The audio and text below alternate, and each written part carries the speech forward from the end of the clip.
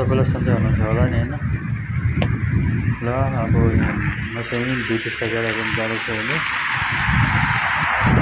अब यहाँ जाँदैछु, अब रोडमा फोन गर्नु पर्छ है, रोडमा फोन यहाँ रोड क्रस गर्ने बेला हुन्छ लागिरहेको किनकि अब रोड क्रस गर्नुपर्छ, डेन्जर छ। अनि सिग्नल तोडेको फाइन मारिहाल्छ, त्यसैले हुँदैन उतार्नुपर्छ। जानकारीको लागि है त सबैलाई।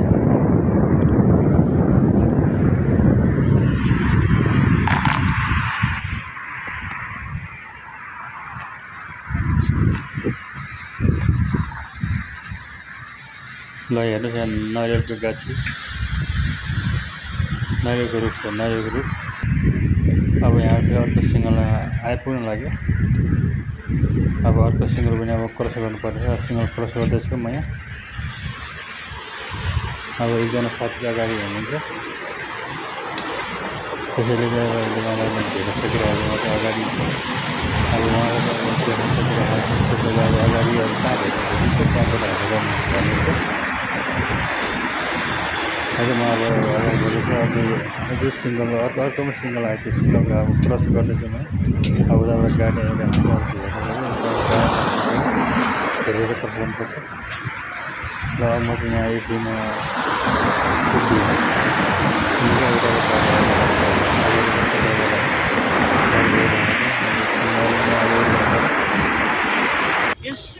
जेब्रा क्रसिङ छ नि, त्यो चाहिँ क्रस गर्नुपर्छ, वेट गर्नुपर्छ। अब त्यो जहाँ पाइ त्यहाँबाट अब जेब्रा क्रसिङ गऱ्यो भने चाहिँ फेरि फाइन हान्छ। अब म अगाडि बढ्दैछु साथीहरू।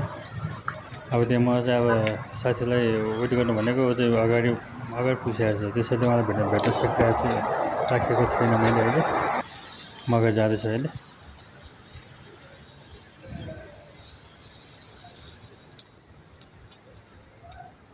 अगाडि बढ्दैछु म, अझ अगाडि बढिरहेको छु। अब ल मस्जिद आइपुग्यो।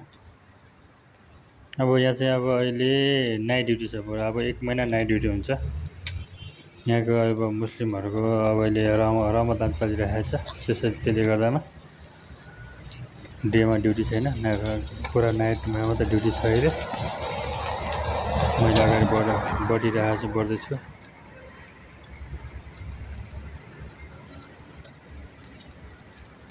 ल साथीहरू, म मस्जिद पनि क्रस गर्न लागि।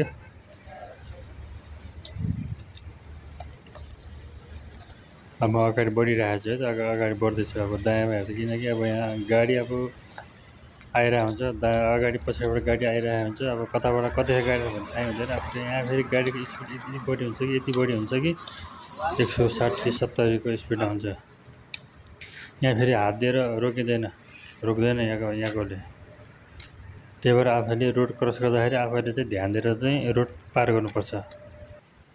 अब मैले अगाडि बढ्दैछु, अगाडि बढिरहेको छु।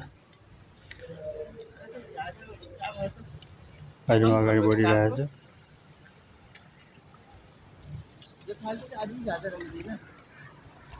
म अगाडि बढिरहेको छु। अहिलेसम्म मैले साथीलाई भेट्न सकिरहेको छैन। अब हेरौँ कहाँ पुगेर साथीलाई भेटिन्छ। साथीलाई भेटेपछि हजुरलाई साथी देखाउनेछु, किनकि अब अहिले साथीले मभन्दा धेरै अगाडि छ अहिले उहाँ। त्यही भएर मलाई पनि भेट्न सकिरहेको छैन अहिले। ल म त यहाँ मेडिकल फार्मेसीमा आइपुगेँ। अहिले बढ्दैछु अगाडि। ल साथीलाई मैले भनेको थिएँ, साथीले देख्यो, ल हेर्नुहोस् त यहाँ आइपुग्यो। यहाँ बल्ल भेट्यो आइपुगेको। ल मलाई पठाइरहेको साथीले, देख्नुभयो नि। साथी भने के छ भन्नुपर्छ, जति अगाडि गयो पनि लास्टमा रुममा पुग्ने बेलामा चाहिँ कहिले पर्खेर साथमा जान्छ भनेर बसिरहन्छ क्या। साथी भने के छ भन्नुपर्छ। अब होटलमा निस्किँदाखेरि आज जति भयो भने रुम पुग्दा चाहिँ उसले चाहिँ, किनभने उसले हरिपुर जाँदैन, मलाई साथमै ऊ मेरो साथमा नभएसम्म ऊ रुममा एक पनि जाँदैन। त्यसैले हो बाटामा वेट गरेर पर्खेर बसेर भए पनि ऊ साथमा लिएर गइरहेको हुन्छ। ल हेर्नु साथीहरू, हामी अगाडि बढ्दैछौँ हेर्नु होला। ल हेर्नु ल साथी फेरि उहाँ उहाँ बसेर ल उसले भन्छ ल छिटो ल आउँदैछ भनेको ल आउँछ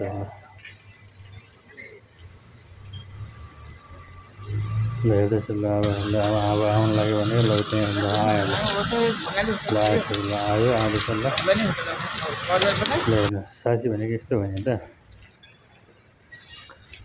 साथी भनेको यस्तो हुनुपर्छ कि ल हेर्नुहोस् अब पहिला हिँड्दाखेरि अगाडि पछि मग्दै थियो ल अहिले हिँड्दाखेरि ल सँगै ल अब उहाँ साथी फेरि मलाई एक पहिला पनि उसले छोड्न सकिँदैन ल रुममा पुग्ने बेलामा चाहिँ सँगै हो क्या जानलाई ऊ एक्लै कहिले पनि जाँदैन रुममा सँगै जाने हो साथमा लिएर जाने हो हेर्नुहोस् ल साथी भनेको यस्तो हुनुपर्छ कहिले पनि हाम्रो नङ र मासु जस्तो हुनुपर्छ क्या साथ भनेको नङमा अलिकता धेरै काट्यो भने दुख्छ नि त्यस्तै हो साथी भनेको यस्तो हुनुपर्छ ल अब फाइनली म त